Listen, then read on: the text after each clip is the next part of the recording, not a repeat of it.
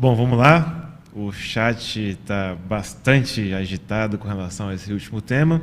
Eu vou começar aqui agradecendo a contribuição da companheira Carolina Silva, companheiro Juca Simonardi, que fez o superchat falando que Botafogo, campeão da Copa do Brasil 2020. Companheiro Fabrício Caldeira, se tornou membro aqui da CELTV, no perfil Operário. Seja bem-vindo. Companheiro Núcleo Anarquista do Proletariado Revolucionário pergunta: os governos de esquerda, eleitos depois da onda de golpes que varreu a América Latina, são governos ainda mais moderados do que os que sofreram o golpe. A ideia é ligar umbilicalmente a esquerda à direita?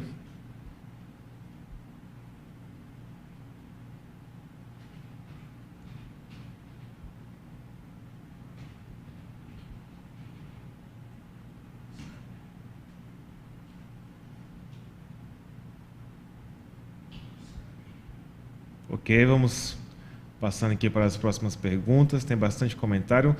Antes do companheiro Rui responder essa pergunta, eu queria fazer um comercial da nossa loja do PCO, loja PCO.com. Bastante material aí para você conhecer a nossa política, né? Nós temos impressos, nós temos publicações antigas do Partido da Causa Operária, também publicações recentes, debates teóricos acerca da posição do partido sobre uma série de questões. Temos também, interessante, um balanço sobre a participação do PCO nas mais variadas eleições, né? Quer dizer, para quem se pergunta aí qual que seria o nosso objetivo para participar do processo eleitoral, nós temos aí balanço de eleições de 96, balanço de eleições, as eleições seguintes, inclusive análise com relação à própria impugnação do companheiro Rui Costa Pimenta em 2006, né, impugnação feita pela Justiça Eleitoral.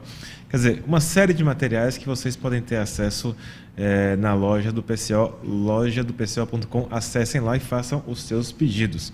Mostraria aqui um boné em celebração aos 80 anos do assassinato de Leão Trotsky, que também já mostrei um pouco mais cedo. Não havia mostrado, mas eu mostro essa caneca maravilhosa. Serve para você tomar um chopp aí, ó. Que beleza. 1940 2020, 80 anos do assassinato de Leão Trotsky, criador do Exército Vermelho, derrotou 14 exércitos imperialistas, herdeiro da Revolução Russa, fundador da Quarta Internacional, opositor do stalinismo contra-revolucionário. Enfim, você entrando na nossa loja do PCO, você poderá ter acesso a esses materiais. Eu convido todos também a acompanharem o nosso próprio Diário Causa Operária. Está com um balanço aí, também com relação ao que o Rui já colocou, das candidaturas, né? Nós devemos lutar até o fim em defesa das candidaturas do PCO. Bom, eu vou devolvendo daqui a pouco a palavra ao companheiro Rui. Também convidaria os companheiros a participarem das atividades dos comitês eleitorais do Partido da Causa Operária. Em todas as cidades em que o partido lançou candidatos, né, nós aí estamos com mais de quase 200 candidaturas, uma série, mais de 70 cidades que lançamos candidatos, as principais capitais. Estamos também montando os comitês de campanha, comitês de rua, que estão levando às ruas aí todo o material partidário, todo o material de luta do partido, quer dizer, a questão especial e principal do Fora Bolsonaro e a defesa das liberdades democráticas. Bom, o companheiro Rui já está de novo conosco aqui. Eu vou repetir aqui a primeira pergunta feita pelo Núcleo Anarquista do Proletariado Revolucionário, Rui, que é a seguinte: os governos de esquerda, eleitos depois da onda de golpes que varreu a América Latina, são governos ainda mais moderados dos que os que sofreram o golpe. A ideia é ligar umbilicalmente a esquerda à direita? É mais ou menos isso daí. Nós temos aqui um funcionamento político que é muito comum na história política do mundo. À medida que a situação... vamos pegar a coisa de um ponto de vista mais concreto. Depois de 1929, com a crise capitalista, os partidos liberais eles perderam completamente a sua base social, né? Vamos pegar o caso da França, por exemplo, o Partido Radical que era o principal partido parlamentar do país, ele começou a definhar por causa da crise econômica, porque ele não dava conta da crise econômica. E a polarização levava ao crescimento tanto da esquerda como da direita. Aí o que a burguesia fez? A burguesia lançou a proposta de Frente Popular, quer dizer, uma tentativa de recuperação do controle político do Estado com o apoio da esquerda. É isso, esse caso da Bolívia é uma espécie de Frente Popular. Só que no caso, nós temos um partido, que é um partido Frente Populista, que se liga aos setores mais importantes da burguesia que estão fora do partido. Né? Então, nesse sentido, o fundamento da operação é colocar a esquerda como base de apoio da burguesia, que todo dia perde lastro na situação política internacional. A burguesia brasileira sabe que sem a esquerda ela não pode ir para frente, ela não consegue mais. Ela perdeu uma parte da sua base para a direita e uma parte da sua base para a esquerda. Ela vem perdendo já há anos. Né? E a tal ponto que ela ficou aí completamente desnutrida politicamente. A proposta de frente ampla, você vê que a Vera Magalhães falou, vai ter frente ampla sem o PT na cabeça. Quer dizer, nós vamos fazer uma frente popular, onde a esquerda vai apoiar a burguesia, e nós vamos voltar com esse apoio. Né? É o esquema tradicional das frentes populares. Companheira Neide pergunta, Rui, o que um partido realmente marxista deveria fazer a partir de agora na Bolívia para levar ao socialismo? O problema é o seguinte, voltando em alguns conceitos básicos, né? Marxismo significa que você só vai chegar ao socialismo através da luta política. Quer dizer, da luta política dentro da sociedade capitalista. Então, nós temos que ter uma política na Bolívia. Nós, o partido da classe operária boliviana, um partido revolucionário, teria que ter uma política. Tá? Essa política teria que levar em consideração o seguinte: o MAS, ele canalizou aí numa determinada medida, com uma determinada força e intensidade que tem que ser medida com cuidado, a revolta de todo um amplo movimento social. Qual que é a tarefa? A tarefa é fazer com que esse movimento social não fique preso na política de colaboração de classes, mas comece a desenvolver uma política independente, rumo ao estabelecimento de um governo operário. Se nós dissermos, né, como tem gente da esquerda boliviana que faz, que o MAS é uma porcaria, traidor, safado, corrupto, etc., etc., largue o MAS e venha para mim, é uma pregação de tipo evangélico, não vai funcionar. Você pode criticar o MAS, tem o direito de criticar o MAS, é até educativo criticar o MAS, mas é preciso ter uma política que leve as massas, né, para diante, e nesse processo eles possam se confrontar com a política do MAS. Então seria necessário propor coisas para as massas e para o governo do MAS que apontem nesse sentido. Por exemplo, se o governo do MAS integrar setores golpistas, a esquerda deveria pedir que esses setores golpistas saíssem do governo.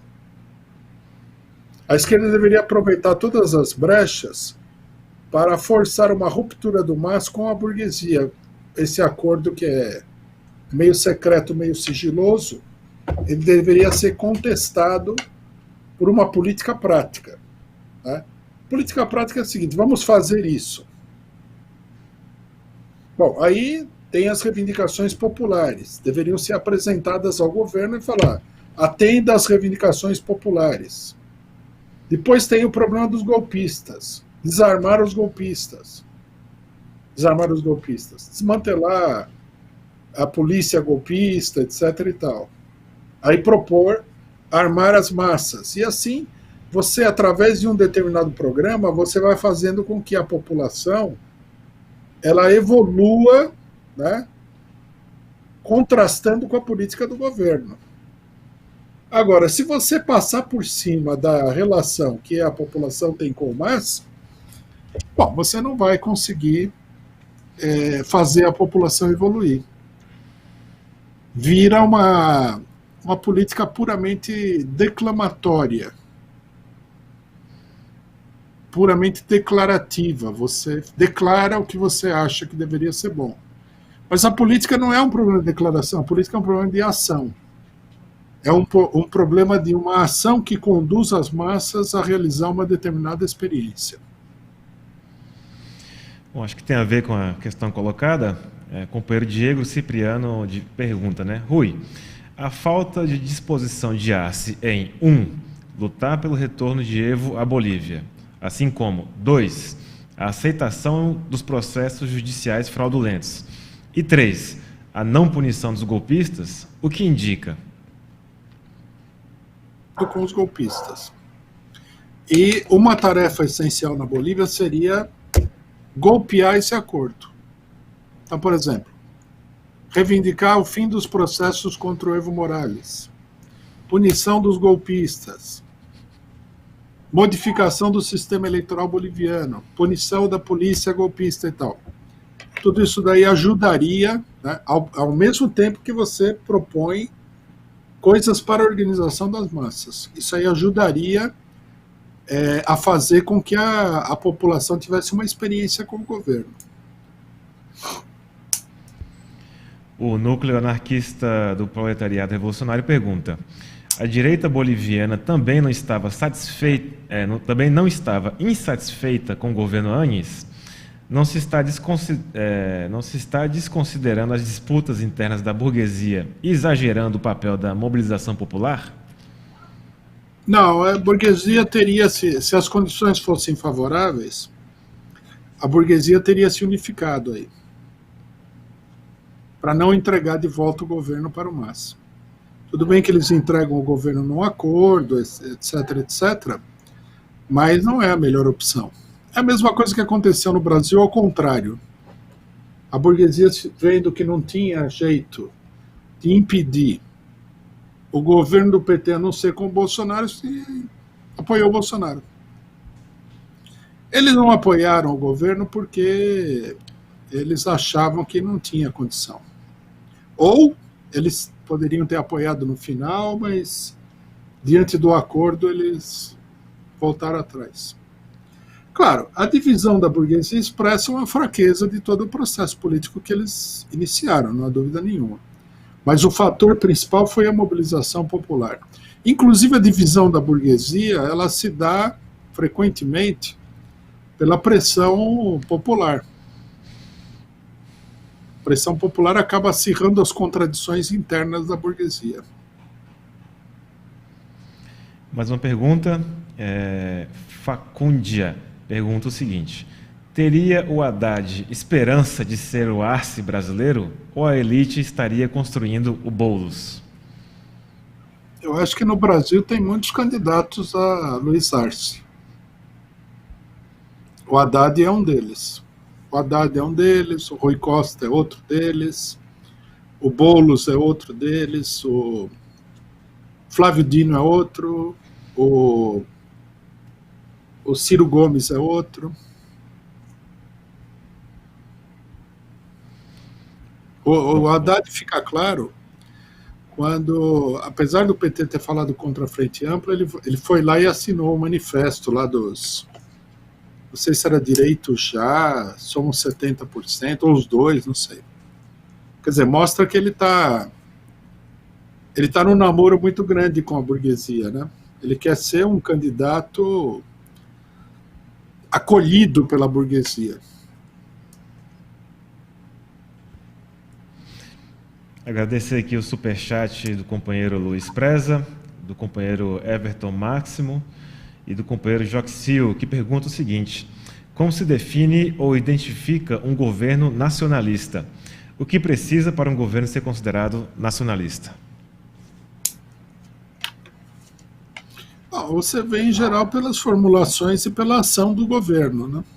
Por exemplo, o governo Lula, ele procurou se aproximar de Cuba, ele financiou o capital, os capitalistas nacionais para construir uma base,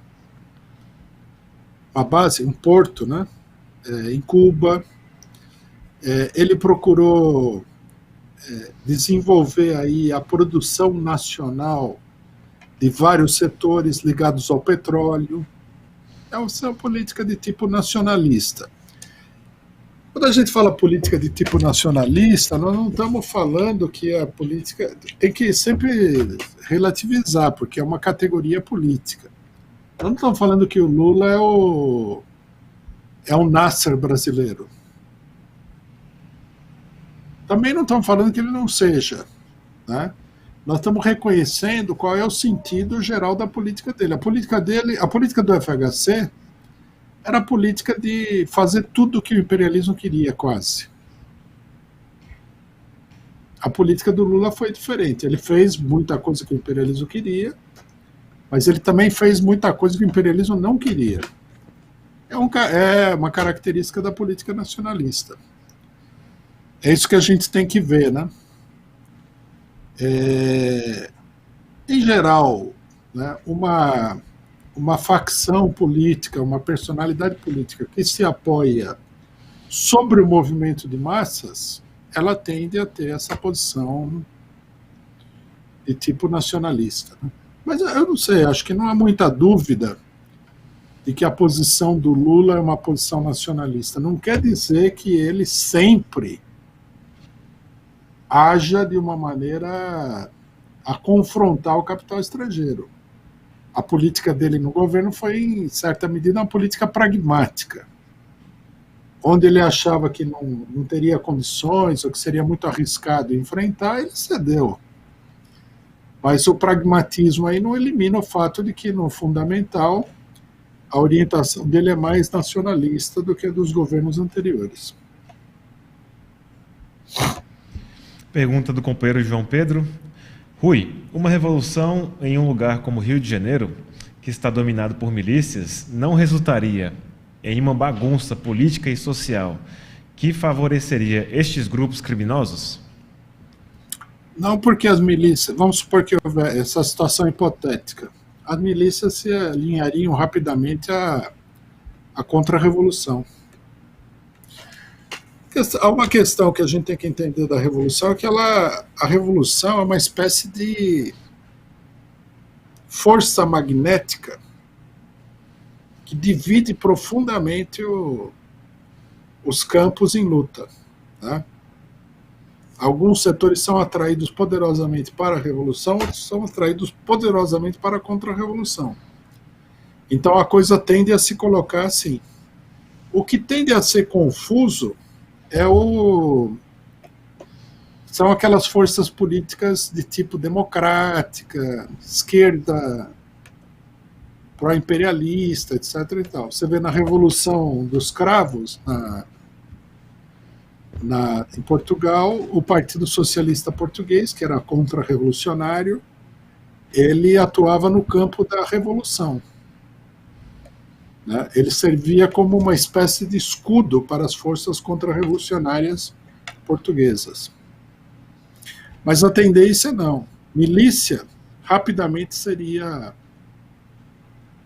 arregimentada para a contra-revolução. Poderia ter crise, setores saírem, mas no fundamental, os setores mais... O núcleo duro das milícias iria para a contra-revolução, porque eles já são, pela própria natureza deles, contra-revolucionários.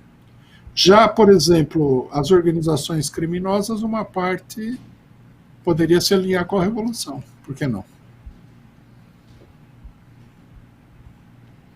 Vamos lá, próxima pergunta. O companheiro Vitor Lara pergunta o seguinte, membro da CELTV, né? Pergunta o seguinte. Rui, sobre a retificação da folha de R$500 nos rendimentos de bolos, estaria a Folha tentando se desvencilhar das críticas do PCO de que estão apoiando Boulos?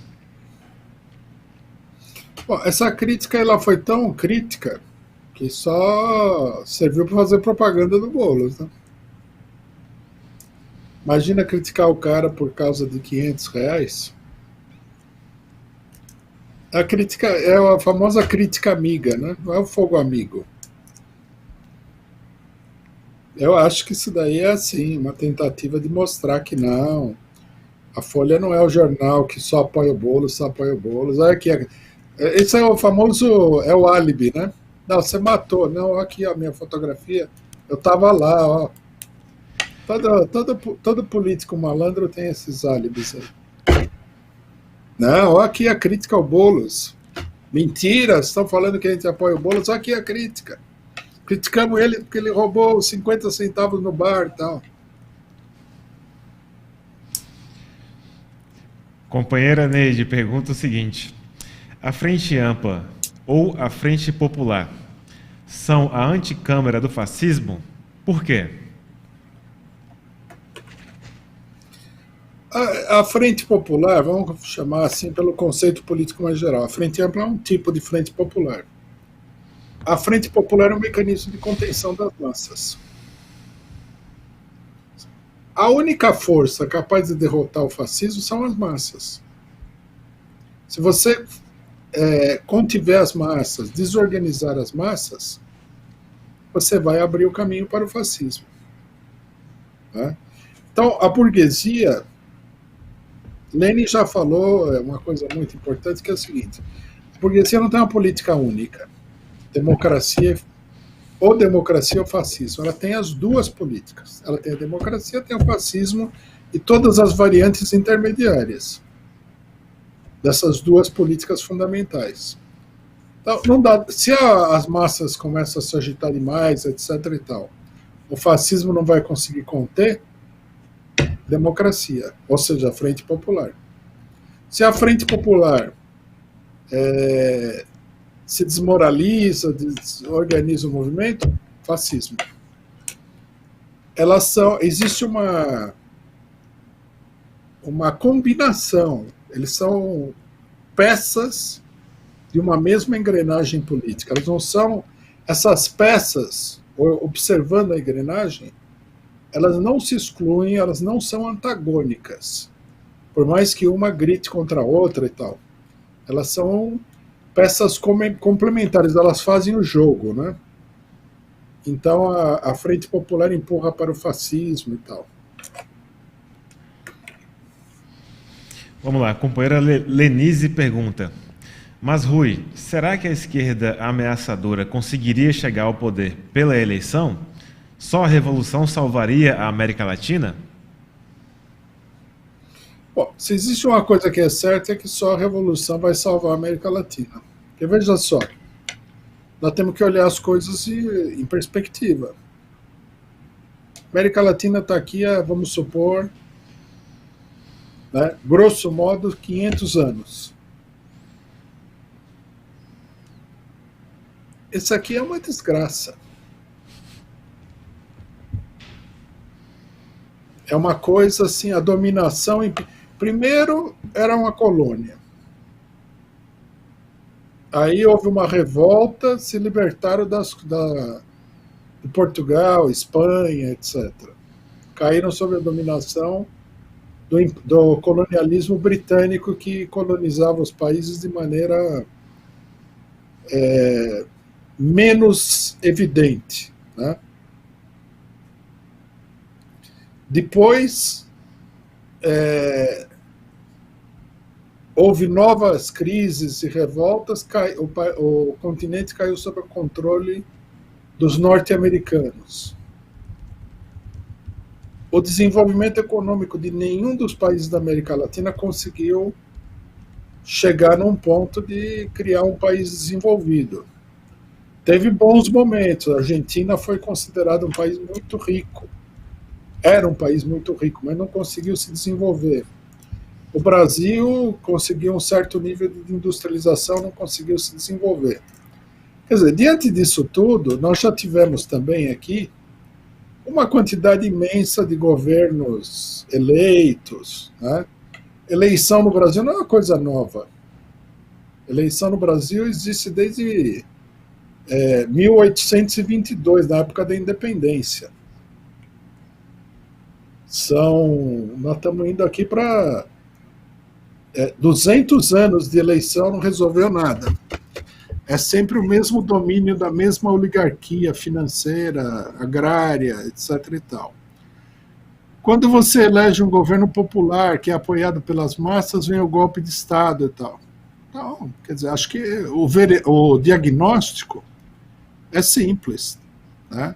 Tem que ter uma revolução. E a revolução não pode ser isolada. Você veja que, no final das contas, o país que tem maior desenvolvimento social é Cuba. É um país minúsculo, né? Que fez uma revolução, acabou com a burguesia cubana. Agora, Cuba também não consegue se desenvolver porque está isolado lá, né? Agora, se nós tivéssemos uma revolução cubana em todo o continente, aí sim, não resolveria ainda o problema completamente, mas daria uma amplitude, né, para essa situação extraordinária. Sem falar que ajudaria muito a revolução no centro do imperialismo, que é os Estados Unidos. Quanto tempo que os Estados Unidos conseguiria sobreviver cercado, né, por uma América Latina socialista? Eu acho que nós temos que deixar de lado todo tipo de ilusão, embora a gente faça a política no dia a dia, nós temos que ter a certeza absoluta de que a salvação do continente é a revolução. Depois de tudo que aconteceu, depois de todo o desenvolvimento industrial brasileiro, nós estamos com mais de 60 milhões, quer dizer, quase um terço da população numa situação de completa miserabilidade, e a gente não sai disso daí.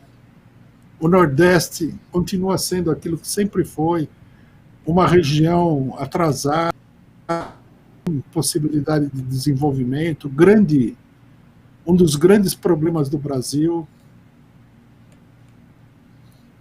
A burguesia retrógrada, isso aqui é uma história de terror total. O que salva essa história, logicamente, é a luta das massas, que foi muito grande em vários períodos. Agora, que a única solução para todo esse panorama é a revolução, eu acho que não podemos duvidar nem por uma fração de segundo. Companheiro Juca Simonardi faz o seu superchat e a seguinte pergunta: roteiristas do filme sobre Marielle pediram demissão contra o diretor Padilha, adorador da polícia. Quem o colocou foi a mulher do Freixo. Está sendo produzido pela Globo, o filme. O que esperar desse filme? Eu acho que o filme é o retrato da frente ampla, né? Globo, Padilha, PSOL e Marielle. Quer dizer, o cara que fez um filme quase que explicitamente defendendo a tortura e as barbaridades da polícia do Rio de Janeiro, agora vai fazer um filme sobre uma vítima da polícia do Rio de Janeiro com o patrocínio da Globo, né?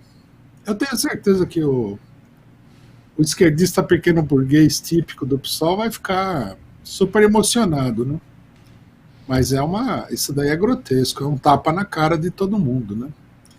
Tá aí um bom momento, não para fazer uma histeria, mas para fazer uma campanha. Solistas, companheiros da Marielle, façam uma campanha contra isso daí. Padilha, eu nem tinha me dado conta disso. É um dia depois do outro, cada hora você vê uma coisa mais grotesca do que a anterior, né? Ainda bem que o pessoal pediu demissão, meus parabéns, pelo menos fizeram alguma coisa de útil, né? Globo faz o filme da Marielle. Vamos chamar o Mourão para fazer o próximo filme. Companheiro Juca Simonardi pergunta: a Marta cumpre papel de Boulos contra o PT no Rio de Janeiro? Eu vi hoje uma defesa, acho que foi do próprio Jones Manuel, falando que o pessoal não pode levantar o fato de que ela estaria relacionada com o caso daquele pedreiro que foi torturado e picado em pedacinhos lá no Rio de Janeiro. Porque o pessoal na época não teria protestado. Aqui também não estou, né? Candidato de esquerda, delegada, está relacionada com o cara. Como é que é o nome do cara que foi massacrado lá? Amarildo. Amarildo, ela está envolvida nesse caso do Amarildo? Parece que foi isso que eu li, ou foi o Rafael Braga? Não sei. Bom, isso aí mostra também dessa parte uma coisa que nos faz não levar a sério esse negócio do identitarismo é que a esquerda identitária, né, ela sai em defesa de um delegado de polícia que deve ter pisado na cabeça da negrada lá no Rio de Janeiro adoidado, não é? Quer dizer, então você vê que essas campanhas aí, elas são só para inglês ver, né? No final das contas. O companheiro Matheus Vetter, membro da CELTV, pergunta: Rui, com os 80 anos do Pelé, a esquerda levantou a questão de que ele teria abandonado a filha. O Neymar levanta o fato de sonegar imposto. A esquerda se tornou mais direitista com o golpe ou sempre foi assim? Uma parte da esquerda sempre foi assim. Então, a esquerda pequena. Bom, eu ia falar hoje, mas como o tempo desandou, eu ia falar da questão do futebol em relação a essa questão do identitarismo, né? Algumas pessoas, eu vou provavelmente nos próximos sábado, eu vou falar dos 80 anos do Pelé, eu vou falar dessa questão do futebol. Algumas pessoas, meio atordoadas, falaram que ele estava defendendo o Robinho porque ele é jogador de futebol. É uma bobagem, não tem nada a ver. Agora, ficou claro, né? Eu vi várias declarações de pessoas assim furiosas contra o futebol. E essas acusações, né? Que fulano fez isso, fulano fez aquilo, um abandonou o filho, outro traiu a mulher, papapá. Bom, eu acho que mostra, né, que nós estamos tratando com uma esquerda bem pensante e que se considera grande coisa do ponto de vista social. Os jogadores de futebol, eles todos vêm de um meio humilde. É raro um jogador de futebol que venha da classe média. Não vamos falar da burguesia, que não existe. Eles todos são pessoas do povo, né? Um grande número dos grandes jogadores são negros ou são mestiços, aí, portanto são negros também. Tem os três citados aí, Robinho, Pelé e Neymar, os três são negros. O povo brasileiro, do qual esses jogadores são representantes, ele não tem essa finesse mesmo. Como todo povo, como toda a classe operária, ele é bruto. Ele é bruto por quê? Porque ele não teve condições de ter educação. Ele vive em condições subhumanas, em geral. É um povo maltratado, né? Se as pessoas acham que essas manifestações aí são alguma coisa diferente do fato de que o pessoal é simplesmente gente de extração humilde, então o pessoal está totalmente equivocado. O que eu vejo nisso daí é o seguinte: eu vejo um grande preconceito contra um jogador de futebol que começou a ganhar dinheiro. A impressão que me dá disso daí é a seguinte, porque eu não consigo encontrar uma outra explicação. É que o pessoal não vê com maus olhos um pobre coitado aí, por um lance de sorte, por uma situação específica, ganhar dinheiro. E eu acho que o preconceito contra o futebol é um preconceito de uma classe média snob, de narizinho levantado, que é também muito ignorante, tudo não. O pessoal se acha grande coisa, mas não é também. contra a classe operária do país. Eu já tinha visto isso aí na Inglaterra. Na Inglaterra, onde a diferenciação social é maior, a maior parte da classe média não gosta de futebol. Acha que isso daí é coisa de operário, né? Operário é tudo burro, é tudo idiota, gosta de futebol. Futebol é um negócio atrasado, papapá. Isso aí na Inglaterra é muito comum. E eu acho que num pequeno setor da classe média brasileira isso aí também acontece. Eu não consigo ver aí esse negócio, né? Não consigo ver uma justificativa para a pessoa ficar pedindo aí certificado de boas maneiras para jogadores de futebol. Me parece totalmente sem pé nem cabeça. Eu acho que é a maneira da classe média aderir a uma campanha contra o futebol brasileiro. Maneira ética, bem pensante. A falta de simpatia, né, vamos dizer assim, pela cultura popular é muito grande. Eu acho que isso aí é meio que tem um paralelo com o negócio, o medo que a classe média tem do bandido, que na verdade não é bandido, é uma forma de se colocar contra a classe operária. Aí também eu coloco para a esquerda, para essa esquerda pequena burguesa, o seguinte: já que nós temos a luta contra a cultura do estupro, que tal a gente ter por que a gente não abandona a luta de classes e faz uma luta contra a cultura da opressão? Porque a cultura da opressão existe. Você desdenhar uma pessoa ignorante é a cultura da opressão. É típica mentalidade snob, né, de almofadinha social.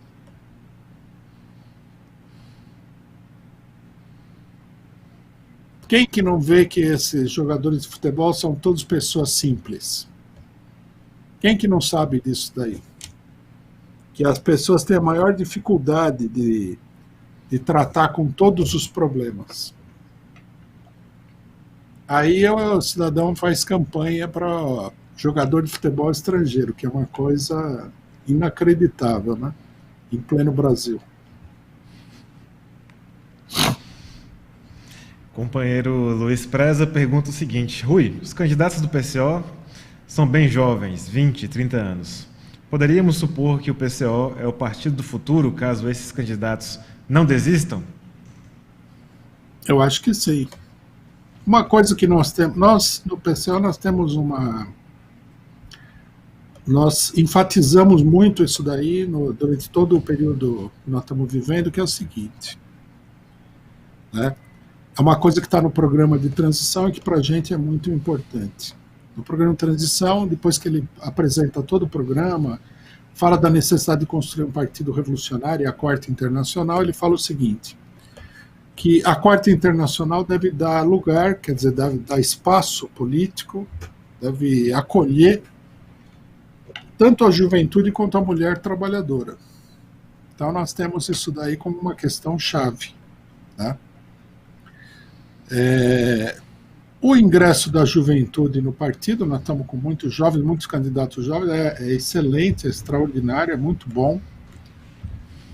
Mostra, além de mostrar que nós temos um futuro, não é tanto esse o problema, né?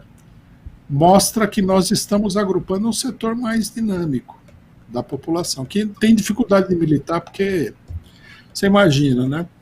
Quando você faz uma discussão política séria, aparecem esses vampiros aí da esquerda pequena burguesa para jogar lama em todo mundo da maneira mais autoritária possível. Você não pode falar, e você não pode fazer isso, e você é aquilo, e você é aquele outro. Imagina a juventude como é que não fica oprimida, né, por esse vampirismo político aí, esse bullying político.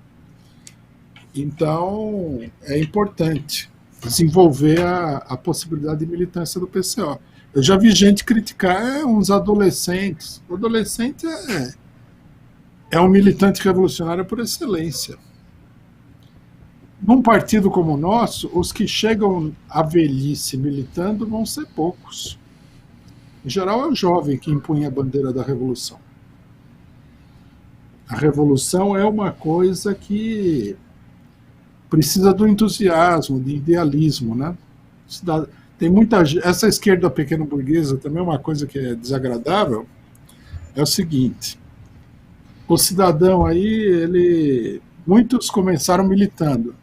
Aí depois, como é pequeno burguês, arruma um emprego e tal, vai ficando cada vez mais conservador. Por isso também não dá para levar a sério, né?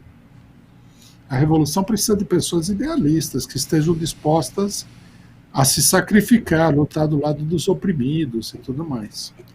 Eu vejo como um fato extraordinariamente positivo a quantidade de candidatos jovens que nós temos.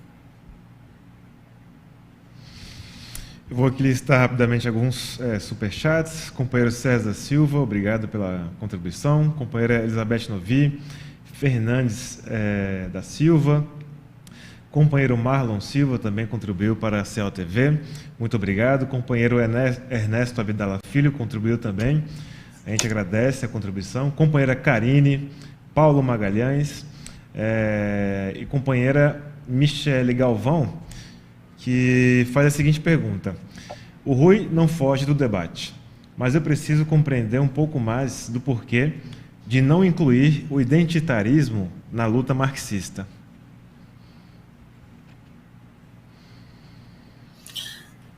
O identitarismo, ele não parte da concepção da sociedade dividida em classes, ele parte da concepção das identidades de determinados grupos. O identitarismo originalmente é uma política da direita. Isso acho que muita gente não sabe. Por exemplo, supremacia branca é identitarismo. Nacionalismo de países imperialistas, predominantemente brancos, identitarismo. Quer dizer, você parte de uma determinada identidade, que é arbitrária, né, para levar adiante uma luta. Nós não partimos dessas identidades, embora, lógico,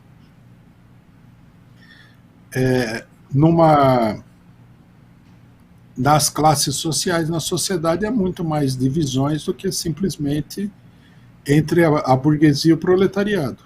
Mas nós partimos das classes sociais. O identitário, ele leva adiante uma luta do grupo contra todos os outros grupos. Nós não temos essa concepção. Nós levamos uma luta para unificar todos os setores oprimidos sob a direção da classe operária. É uma concepção totalmente distinta. Quer dizer, nós vemos o problema da mulher não como problema de identidade feminina ou do negro como identidade negra e tal, que conduz a uma posição fechada diante dos demais grupos. Nós vemos o problema da mulher como um problema específico, mas que tem as suas raízes na exploração e na opressão social de conjunto. Nós acreditamos, por exemplo, que as mulheres devem se unir aos homens para lutar pela emancipação social geral e pela emancipação feminina. Quer dizer, não se trata de você opor a identidade A à identidade B, mas de levar todos os setores a uma oposição das classes, camadas e grupos sociais oprimidos e explorados contra os exploradores. Né? Então, quer dizer, são doutrinas profundamente distintas. É um pouco difícil explicar num curto espaço de tempo, né? E eu acho difícil o pessoal entender também assim de golpe, né? Nós, como a companheira disse, nós vamos explicando, nós vamos procurando exemplificar demonstrar diante da experiência concreta isso daí. Mas, por exemplo, coisas são típicas do identitarismo, né? Que aparecem aí. Os homens não têm que falar do problema da mulher. Isso aí no marxismo é uma posição, para o marxista, é uma posição reacionária. O branco não pode falar nada sobre a questão do negro. É absurdo. Se fosse assim, né, isso aí se relaciona com outras bobagens que foram ditas antes, por exemplo, o seguinte, que o marxismo é eurocentrista. Isso é uma bobagem. O marxismo é uma teoria. É uma teoria geral, né, para o funcionamento de todas as sociedades. Por que ele seria eurocentrista? Mas, no fundo, você tem aí a ideia de que, para elaborar uma teoria para a Revolução na Índia, você teria que ser da Índia. Para elaborar a teoria da Revolução na África, você teria que ser da África. Essa é totalmente... É uma posição antissocial, é uma posição contra o desenvolvimento cultural da humanidade e tudo mais. Então, quer dizer, você tem uma teoria com o marxismo, que é uma teoria científica. O africano, o indiano, deveria se apropriar dessa teoria e adaptá-la às suas condições concretas. Da mesma maneira que o brasileiro, que não é africano, etc. e tal. Agora, toda essa teoria identitária, ela leva, na minha opinião, leva inclusive a uma posição que é abertamente antissocial, né? Eu vejo aí, volta e meia desse setor falando assim, o que aconteceu nos países americanos foi uma invasão, dando a entender de que, da maneira como está colocado o problema, a gente deveria reverter isso daí. Então, significaria o seguinte, que todos aqueles que não são índios americanos puro sangue deveriam ir embora da América. É um absurdo, né? Por exemplo, a existência do Brasil é um progresso para a humanidade ou não? Para essas teorias, não. Isso aqui seria até um retrocesso. Agora, se você acredita nisso, por que você vai lutar pela economia nacional, contra o imperialismo? Não faz sentido, né? O problema não é que chegou aí um português, um espanhol ou qualquer outra pessoa, matou os índios aqui. Isso é um passado remoto, já foi.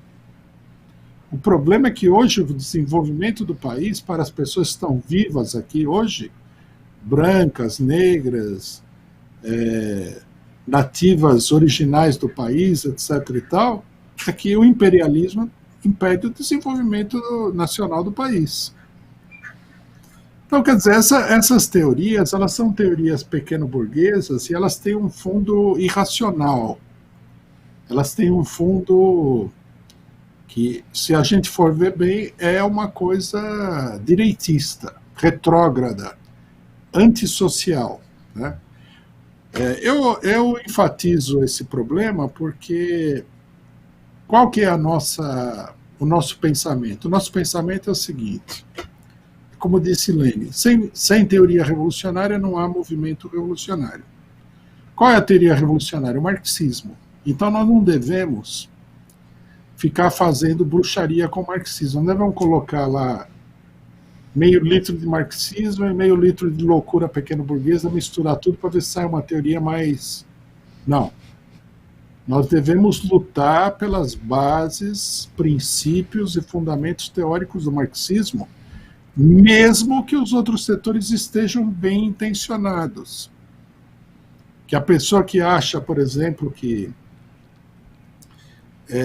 essas questões, essas loucuras todas são razoáveis, é uma luta contra a opressão, é uma pessoa, quem acha honestamente, é uma pessoa bem intencionada. Mas a boa intenção não resolve nada, não move moinho, né? Já tem o próprio Marx gostava de usar a frase, né, o caminho do inferno está pavimentado pelas boas intenções. Boas intenções não basta, é preciso ter uma teoria correta para ter uma política correta. Fazer aqui a pergunta do companheiro Fernandes da Silva, que diz o seguinte: Rui, há defesas eufóricas de que Boulos não foi o líder majoritário do Não Vai Ter Copa e que você faz falsificação. Ele foi líder, só apoiou ou nem isso? Bom, eu acho que eu nem precisaria responder isso daí. Uma pesquisinha na Folha de São Paulo vai ver isso aí. Ele foi o líder do Não Vai Ter Copa. Inclusive, ele não nega isso daí, né? Os defensores dele deveriam, pelo menos, se acreditar na própria palavra dele.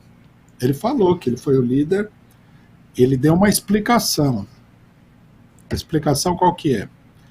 Que ele levantou o movimento do Não Vai Ter Copa porque as pessoas estavam sendo despejadas. O que é uma explicação fajuta, né? É uma explicação, é um sofisma, porque para lutar contra o despejo das pessoas, você não precisava lutar contra a Copa. Né? Da mesma maneira que se um cidadão chegar lá e falar o seguinte: vou desapropriar essa área aqui para construir o hospital, você não vai levantar a palavra de ordem de não vai ter hospital.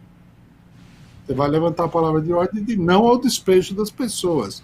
Vamos construir o hospital ali, ou então vamos indenizar as pessoas de tal maneira que elas não sejam lesadas pelo despejo, etc. e tal. A campanha do Não Vai Ter Copa, né, tudo bem, em época eleitoral e o fanatismo partidário levam as pessoas a falar qualquer coisa. A campanha do Não Vai Ter Copa é uma das inúmeras campanhas que fez parte, né, do movimento golpista. É até interessante que fica aparecendo isso, e o pessoal falando que não é uma campanha golpista, pelo seguinte: todo mundo sabe que os governos utilizam, né, a Copa do Mundo em favor da sua política, não é? Existe alguma dúvida de que o Lula batalhou para trazer a Copa para o Brasil e trazer a Olimpíada para o Brasil, que é um negócio disputado entre vários países, porque ele achava que isso daí ia dar assim, uma projeção enorme para o governo do PT? Alguma dúvida sobre isso? Não.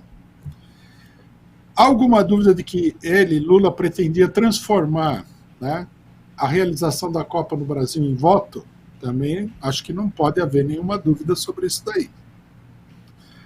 E há alguma dúvida de que a burguesia que deu o golpe, né, logo depois das eleições de 2014, via a questão da Copa como um grande problema político para derrubar o governo do PT? Também não. Bom, aí entra o Boulos e fala assim: eu entrei na campanha do Não Vai Ter Copa, liderei essa campanha com as melhores intenções, não era para dar o golpe. Bom, tudo bem. Lá na Bolívia também deve ter tido algum... Quando Hitler tomou o poder, deve ter tido algum fascista que achava que ele estava fazendo o bem da Alemanha, né? Agora, o que ele acha e o que está acontecendo são duas coisas muito diferentes. E eu não acho que o Boulos era inocente nisso daí. O que eu acho é que o Boulos é um oportunista e ele está disposto a fazer qualquer coisa para levantar o seu balãozinho murcho. Inclusive trabalhar a favor da burguesia no golpe. Não sei se ele tinha tanta noção de que isso ia terminar num golpe, mas que ele estava numa política de acordo com a burguesia para derrubar o PT, provavelmente para o PT perder a eleição, ou coisa que tal, para ele se beneficiar pessoalmente, sobre isso daí não tenho a menor dúvida. Se as pessoas fizessem uma discussão séria, isso aqui nem mais seria objeto de discussão. E eu acho também que a gente não deve ficar impressionado com pessoas que, para defender uma política, são capazes de virar a realidade do avesso. Até porque isso aí não tem futuro. Vejam bem, né, uma coisa muito importante aqui. Essa política do PCO sobre o caso do Robinho, a esquerda não entende o que nós estamos fazendo, né? Porque a política da esquerda em geral é assim, é pegar aquela oportunidade, defender uma coisa para tirar uma vantagem imediata e depois você muda de posição. O PCO não é assim. O PCO tem um programa, tem uma doutrina. A defesa desse programa não defende da maior ou menor popularidade do programa. Né? Por exemplo, nós enfrentamos várias vezes os direitistas que falam assim, tem que matar os bandidos, não sei o que, é isso. É o nosso programa, não adianta ficar rosnando. A questão do Robinho é um problema para o PCO de programa. Nós não estamos defendendo o Robinho para ganhar ponto com ninguém. Pelo contrário, né? Eu não vi ninguém defendendo o Robinho. Nós estamos defendendo ele por uma questão de princípio. Estamos defendendo o direito político dele. E os outros, ao contrário, que atacam o PCO, estão atacando porque eles acham que é uma brecha que a gente abriu, que é bobagem. As pessoas sérias compreendem muito bem a nossa posição. A nossa política procura manter uma coerência com o nosso programa, né? Se a gente consegue fazer isso o tempo todo ou não é outra história. Logicamente que na história do PCO foram cometidos vários erros, mas faz parte. O problema não é cometer erros, né? O problema é corrigir os erros a tempo e tal, e ver que esses erros não sejam erros muito escabrosos. Bom, companheiro Jesus é o caminho, obrigado pelo superchat. Pergunta o seguinte, comenta, né? Tive a impressão, vendo o programa do DCM com o Rui, que eles acham que o Rui e o PCO não têm sensibilidade nem empatia com a vítima do estupro, no caso do Robinho. Tive a sensação que eles queriam que o Rui expressasse esse sentimento. Um comentário, Rui. Esse negócio da vítima é uma tirada da direita, né? A direita fala, vocês defendem o direito dos bandidos, mas e o direito da vítima? A realidade vamos esclarecer uma coisa, eu acho que o pessoal é muito influenciado pela propaganda da direita, que aparece na televisão o tempo todo, um doutrinamento, uma doutrinação muito forte. Então, o direito da vítima. Vamos ter claro, companheiros, se uma pessoa for estuprada, não vai mudar nada para ela se esse cidadão for parar na cadeia ou não. Isso é uma conversa fiada. Seu irmão foi assassinado. A perda é irremediável. Aí o que você vai fazer? Botar a pessoa na cadeia? Vou me permitir aqui contar um caso particular. Meu pai foi assassinado quando eu tinha menos de 1 ano de idade. Nunca conheci meu pai. Tudo bem que eu não sou traumatizado nem nada, mas não faço drama com isso, nada. Na minha família sempre se fez muito drama com isso daí, né? Meu pai era uma pessoa muito querida na família. Minha mãe ficou, logicamente, né, para ela foi um golpe muito maior do que para mim, porque eu era um bebê. E como meu pai era uma figura relativamente importante na época, né, o assassino foi condenado a 30 anos de cadeia, saiu com 15 anos de cadeia. Agora pergunta para mim, o que eu ganhei com esses 30 anos de cadeia dele, os 15 anos de cadeia, a condenação de 30 anos e os 15 anos que ele que ele foi para a cadeia. Quando ele saiu, minha mãe falou, o assassino do seu pai, ele foi libertado da cadeia hoje, cumpriu 15 anos de cadeia. Eu olhei para ela e falei, bom, o que eu posso dizer? O que você ganha com isso? O que eu ganhei com isso daí? Eu seria uma das vítimas da história, não é? E aí, qual foi a minha recuperação? O assassinato da pessoa é irremediável, você perdeu a pessoa, acabou. Você acha mesmo que você vai conseguir qualquer tipo de benefício do sistema penal? Se a pessoa recebesse aí uma quantidade de dinheiro, seria uma pequena compensação, né? Dinheiro nenhum vai compensar o fato de você perder o seu pai aí com 6 meses de idade, não é? Não tem como você conseguir recuperar o prejuízo.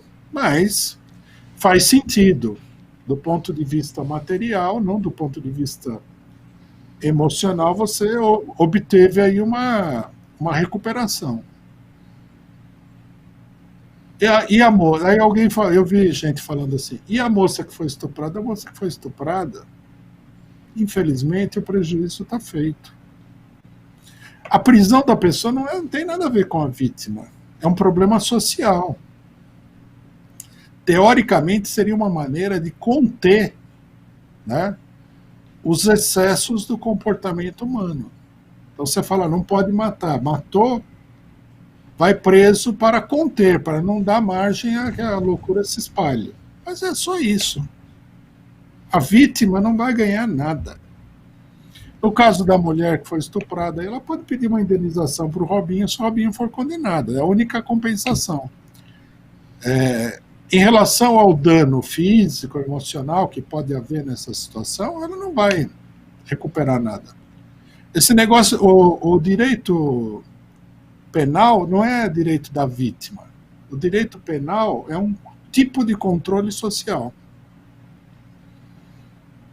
Né? O crime é um comportamento social. Por um motivo A, B ou C que a gente não sabe direito, que precisaria ser avaliado, o cidadão comete uma coisa que a lei proíbe. Às vezes é uma besteira. Por exemplo, tráfico de drogas. Era mais fácil legalizar as drogas, acabaria com o crime de tráfico de drogas. Mas o crime está aí, existe e tal. Nos Estados Unidos teve uma época que era proibido até o cidadão beber cerveja. Era a mesma coisa que tráfico de drogas. Então você prende o cidadão lá com um pacote de cocaína, põe ele na cadeia. O que tem a ver com a vítima? Com qual vítima? Essa é uma fantasia que foi criada pela direita. O crime tem a ver com a sociedade.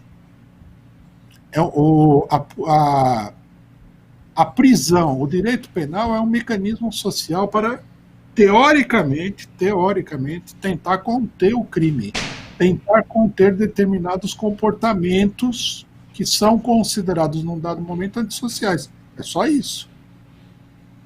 Ninguém vai ganhar nada botando gente na cadeia. Isso aí é uma ficção. Aí eu vejo. Você assiste determinados filmes aí, filmes totalmente idiotas, então o cidadão fica lá no maior desespero para tentar condenar uma pessoa que fez não sei o quê. Isso aí não... Tudo bem, existe a vingança, existe um monte de coisas. Às vezes a pessoa fica tão perturbada pelo fato de terem matado uma pessoa próxima ou prejudicado essa pessoa que ela quer se vingar também. Concretamente, seria também um comportamento antissocial punível por lei. Né? São fantasias. Não existe o direito da vítima. O que existe é o mecanismo da sociedade para punir, né, o que é muito ruim, punir o criminoso.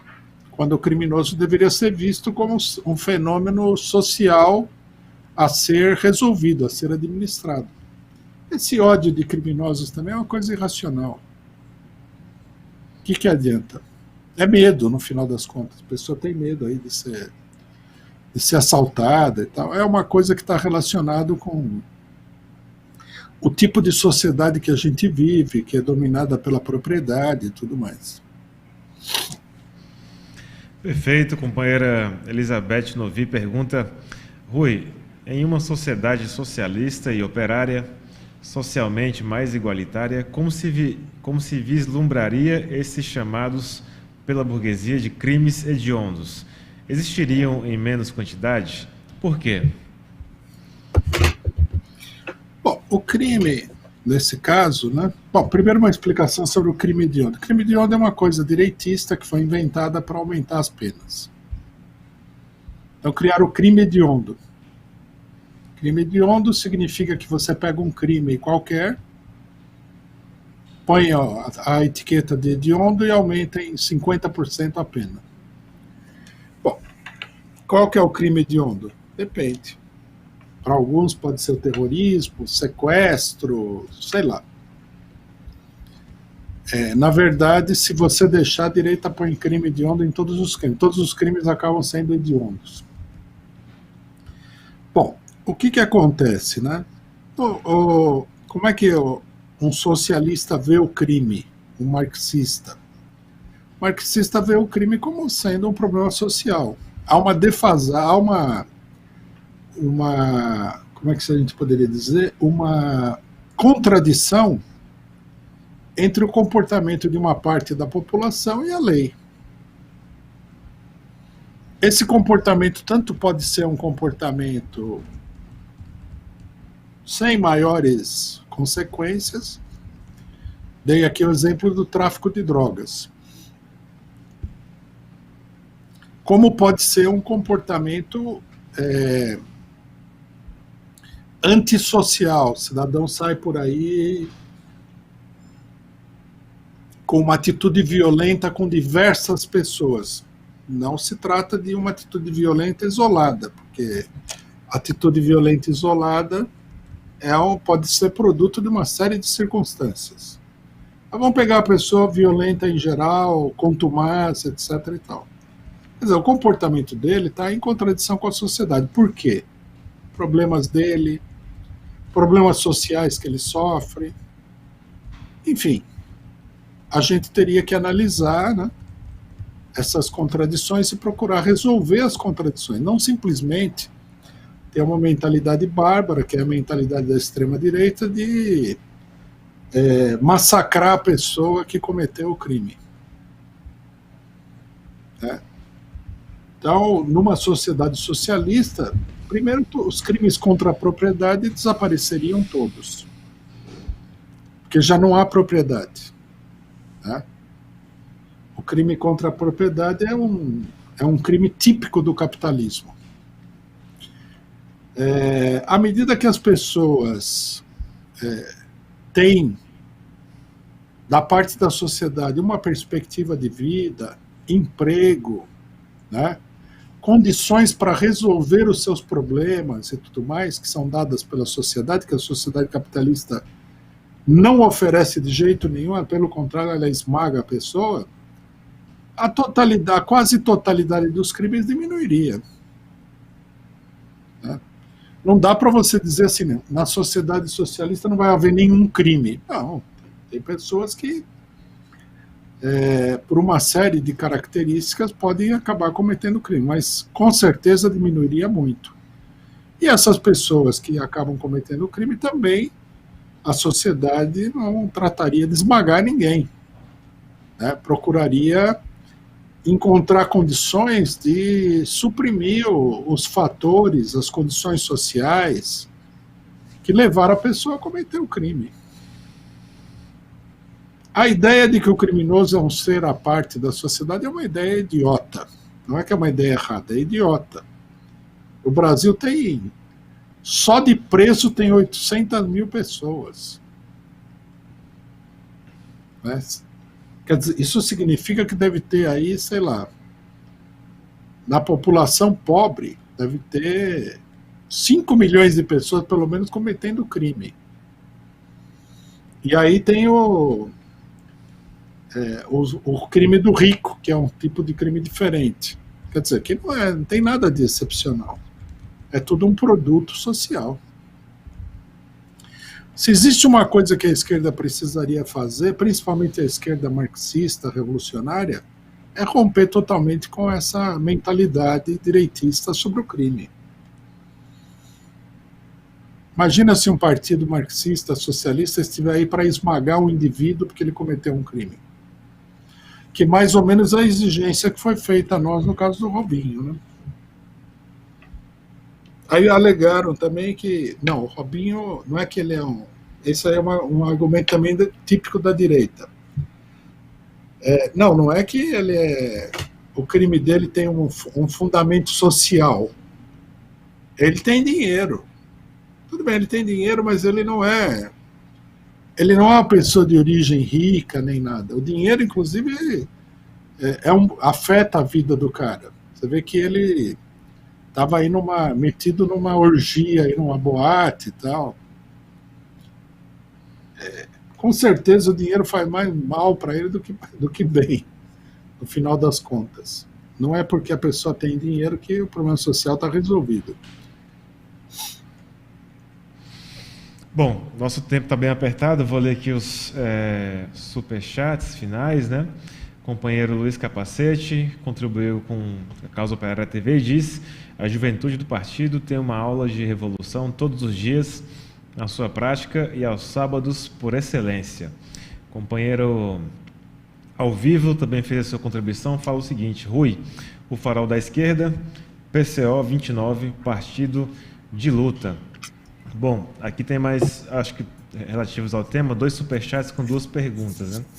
Na verdade, que é o seguinte: companheira Luzinalva pergunta: Rui, como você classifica a tortura?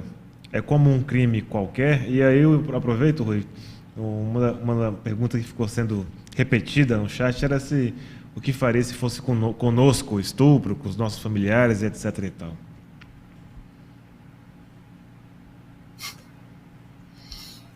Tortura, como é que se diz? Depende da tortura.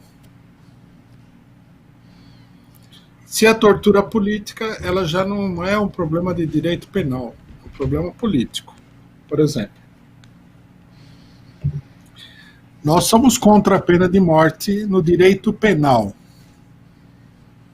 Mas nós não somos contra a pena de morte se nós estivermos confrontados com uma guerra civil. Isso é muito importante. O problema passa do direito penal para a política, para a luta política, para a luta de classes, aberta, declarada, revolucionária. Quando a Revolução Francesa guilhotinava os aristocratas, não é a mesma coisa que quando nos Estados Unidos você mata a população pobre na câmara de gás. Uma é a questão penal, outra é a questão política. Então, por exemplo, o torturador, né, a tortura como sistema deve ser denunciada, ela é totalmente generalizada no Brasil, né, na polícia. Deve ser denunciada e tudo mais. Né. Nós pedimos a dissolução da polícia também por causa disso, que é uma máquina de opressão contra a população. Não, mas ao tratar o problema da tortura, nós não vamos propor que o policial torturador seja ele, por sua vez, torturado. Né? Então, quer dizer, diferenciar o problema político do problema penal. Essa pergunta, o que você faria se fosse com a sua família? Né? Bom, primeiro já respondi. Né? Eu tenho mais lugar de fala, como se diz, né? Pegando os identitários, em ser vítima do crime, do que a maioria das pessoas de direita que discute comigo. Mostrei aqui.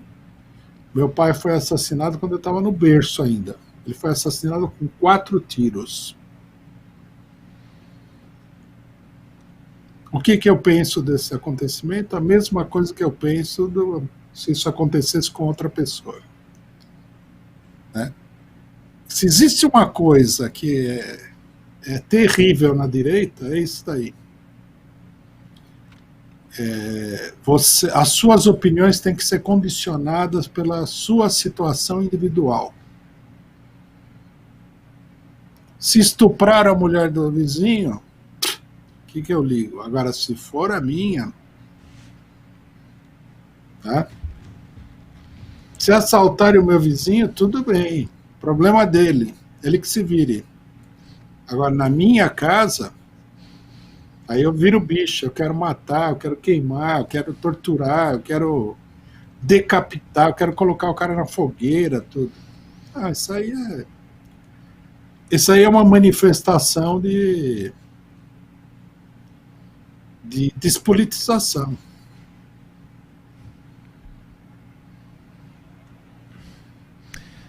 Bom, vamos lá para a última pergunta. Companheiro André Luiz contribui, muito obrigado, companheiro, e pergunta: a Major Denise, do PT de Salvador, não tem nem 10% dos votos. Esconderam durante a campanha o Lula e vai perder para o DEM no primeiro turno. É esse o caminho da derrota política da esquerda? Precisa ver se isso aí não foi o objetivo de lançar essa mulher também, né? Que tem muita articulação de bastidores, né? Precisaria ver. Eu vi uma matéria na imprensa burguesa, e não sei que jornal foi, burguesa, golpista, fascista e direitista. Eu vi uma matéria que eles falavam o seguinte, que candidatos não devem defender o Lula porque vão perder voto. Que é típico, né? Você vê que a política burguesa ela atua sobre a base do irracionalismo. O cara elegeu 4 presidentes, levou o candidato dele para o segundo turno na última eleição, com um tiroteio contra ele total, ele dentro da cadeia, mas se o Zé Mané, de não sei aonde, defender o Lula, vai perder voto. O Boulos falou isso daí, né? Eu fui lá no São Bernardo, apesar de que eu perdi voto. O cara teve 500 mil votos na eleição presidencial. O Haddad teve, sei lá, 30 milhões de votos. O cara vai perder voto com o Lula? Tá certo. Se ele colocar aí o apoio de um prefeito, aí ele vai ganhar mais votos do que com o Lula. Essa é só na imprensa que existe esse tipo de realidade. Né? Bom, é isso. Vamos chegando ao final de mais uma análise política da semana. Agradecer a todos que comentaram, mandaram seu superchat, inclusive se tornaram membros aqui da CELTV durante a exibição do programa. Os últimos superchats aqui, o companheiro Luiz Preza contribui, diz: viva o PCO, avante PCO, salve Rui e todos do PCO. Companheira Ernilda de Carvalho diz o seguinte: Rui, você é o cara, parabéns. Então é isso, eu encerro aqui a transmissão da análise política da semana. Convido a todos a continuarem conosco no link 24 horas, compartilhem as nossas posições, estejam conosco em nossas atividades de rua, hoje e amanhã, nas nossas candidaturas e comitês eleitorais. Um grande abraço, uma ótima tarde e um bom final de semana.